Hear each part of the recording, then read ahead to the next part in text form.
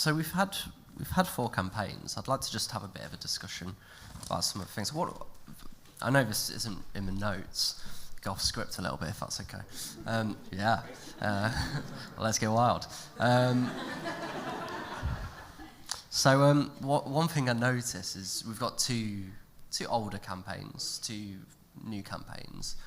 The modernity of the DCM campaign, that's high tech. How long has this tech been available? Is this like totally new? This year. Versus the timeless classic of the Prony of the Yellow Pages. What is it that makes an ad so special? How do you make an ad timeless? Like, what question am I asking here?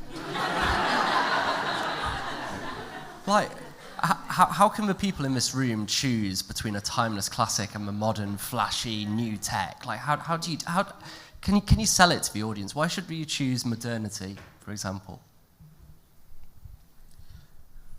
Well, it's the future of media, isn't it? That's why we're all here, the future of media in Manchester, right? So if your brands are interested in evolving with the times, the creative that allows you to do that is a natural selection. Will we see the Yellow Pages zooming out? I'm expecting one to fall and hit me right now. But, it's these types of environments, so like cinema in the 40X, it's the only environment that allows brands to merge AV and physical sensations, right? They're losing a bit of connection, aren't they? So if you can get a sense of community with everyone feeling and watching the same thing, but then you add a bit more to it, and you continue to evolve on that, both in the seats and then creatively on the screen, I think that's a move in the right direction. What gives the impact? Like, because that's very powerful to see the RAF plane flying out. It's a wow factor. There's something very, very different in the Peroni and the Yellow Pages ads. Something that's more kind of sit back, lean back and go, oh, I see. To be fair, I think there's a degree of, it's less about the tactics you use to deliver it and how you're telling the story and what the story is that you're trying to tell.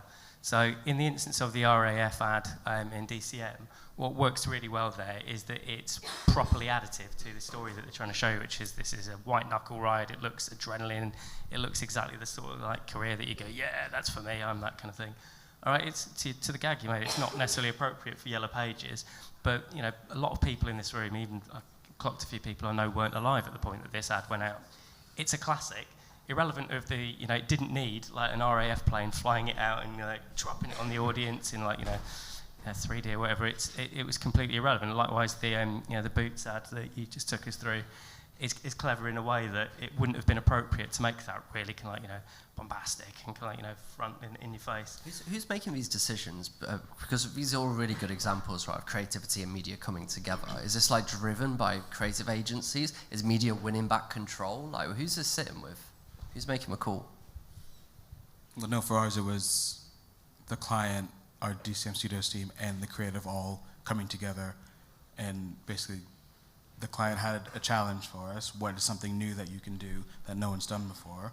And then our studios team, which is our creative arm, and 3 Rock got together, put their heads together, and spent a hell of a long time trying to figure out, 1, what could the idea be, and 2, how to make it work. Mm-hmm. And then once they got there, then you present it back, and then it kind of blows their head off, and then yeah, let's do that. So you have, what did you call DCM Studios, like a creative agency within yourself? It's our creative arm, yeah.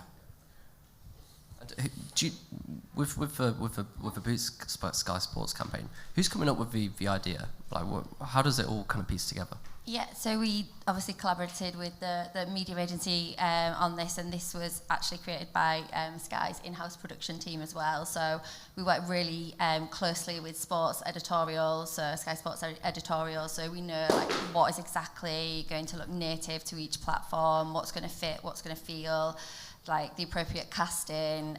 So we work closely with the agency and then closely with our Sky in-house production team as well. So I'd like to go to an audience member who's feeling brave and would like to give an opinion on something they've seen over. Brilliant. One here. Shall I take my? Do we have a mic, or shall I run this one? I'll bring you my mic. Yeah. Yeah, go. Yeah, shout. That's I'm old great. enough to remember the Yellow Pages ads when it was 1983, I'm pleased to say. And one thing that strikes me is when you look at the Peroni and the Yellow Pages, they were on at a time when 15 million people watched Coronation Street. So my question really back to the panel is, when in the modern era, when all the people in the room are a lot younger than me, in another 20 years' time, which ads are they going to remember? Because the age I'm at, these ads, Yellow Pages, the whole country watched this stuff. There wasn't the other choice of media. So when you're in the modern era, how do you make something that's as memorable as J.R. Hartley today in 20 years' time? Great question, but I'm glad I don't have to answer. I think a really clever one at the moment, and you've seen the TikTok stuff going around for Jet 2. It's genius. I know it sits up here in terms of account ownership, but I tested my kids on it. I was amazed that people knew it, and I saw it on TV. My kids are like they're young women, they're late teenage young, but they knew it word for word. So the clever, and yet, do they watch TV? Do they even watch linear or not? They don't really. We flick through the adverts, and yet through TikTok as a phenomenon, they know it verbatim. So I think there's very clever ways that you can cut through, and we saw some great examples as well how you can talk to, the younger audiences that are coming through, and that we have to. There'll be more fragmentation, more proliferation. You're going to have to weave your way through that world in such a way that it's incredibly creative, but it continues to resonate exactly like those ads do. That they're memorable, and hopefully they'll live longer. Yeah, I think that this ads are still getting a lot of views, but it's just like a lot of different views. So across multiple platforms. So it might not be that one big linear spot that does kind of 10 million, 15 million, but when we look at it across kind of multiple platforms, it is kind of the viewing is still there. It is still kind of delivering big numbers. I was going to say, it's not difficult to find eyeballs. So as much as there's not 15 million people watching Corrie anymore, sadly, you can still get ways to access lots of people. And if you kind of have a reference point in culture that makes sense and matters to people, it's always going to be there. And I think the more we sit around wringing our hands about going, we can't find ways to kind of access people at culture at scale in moments that matter. We're going to all make ourselves irrelevant through kind of procrastination. It's not that difficult. You can still find ways to create phenomena that really matter to people. It comes back to you've got to get the basics right. You have to have really good quality storytelling and media experiences that make it feel like it's important to people. The campaigns that can the guys pitched up front did that. These all do that in their own different way. And I think the future of media is very much going to be using, yes, there'll be new tricks, toys and whatever else to do it, but we don't need to obsess about the loss of the big TV spot. There's other ways to do it. Is anybody else feeling brave for a provocation or a viewpoint, an opinion? Any hands in the air? No? Okay, that's fine. Well, what we'll do... one up front, go for it. I was going to say, just touching on your point about culture, that Boots ad, I think you missed what you could have sold it in terms about what's the biggest killer of young men? Yeah. Suicide, mental health problems. And I think what you're able to do with this is tap into the younger generations who are looking up to their heroes and hearing them talk about stuff that's really prevalent. So I think it's such an important thing. And then added to that, if you've got a mental health issue and you're trying to call the NHS right now, it's going to take you 2 months to get seen by anyone. So having other areas, different places you can go and get that support, I think it's really powerful. This could be something quite massive. Yeah, and I think that, and if you do watch the content, it appeals to kind of a younger generation, an older generation, and that is a really good point. And I think with this campaign, it was kind of tapping into that culture and what do men engage with? Men hate talking about the health. 53% of men won't open up about the mental health, but what do men like talking about? They like talking about football, and that's why this campaign got such a good response. Brilliant. So, it's time for a vote. I love a vote. We've got 4 awesome campaigns here. I think we've got a vote. I think we've got a Slido. Have we got a Slido? It'll go straight to the results again, so this should be fun. Before you start voting, I'd like to hear one last time in no more.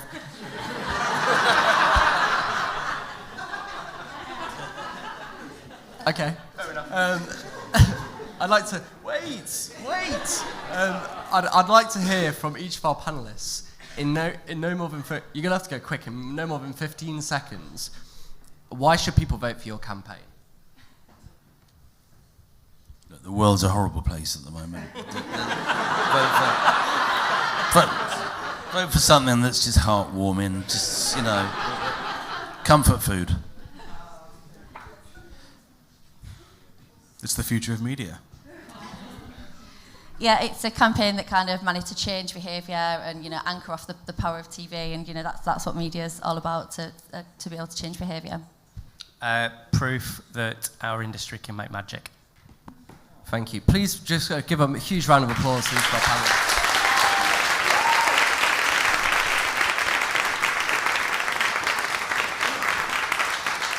I think we've seen super effective stuff, incredibly creative, things that make you laugh, things that make you cry, things that give you impact. But wow, I was so surprised to see the plane coming out of me. Was that really? Is it really good 3D in the cinema? Oh yeah, it looks amazing. Yeah, I'd like to see that. If you've got a free ticket for me to go, that'd be good. So it looks like we do have a clear winner, and the campaign that is the best of all time is the Yellow Pages.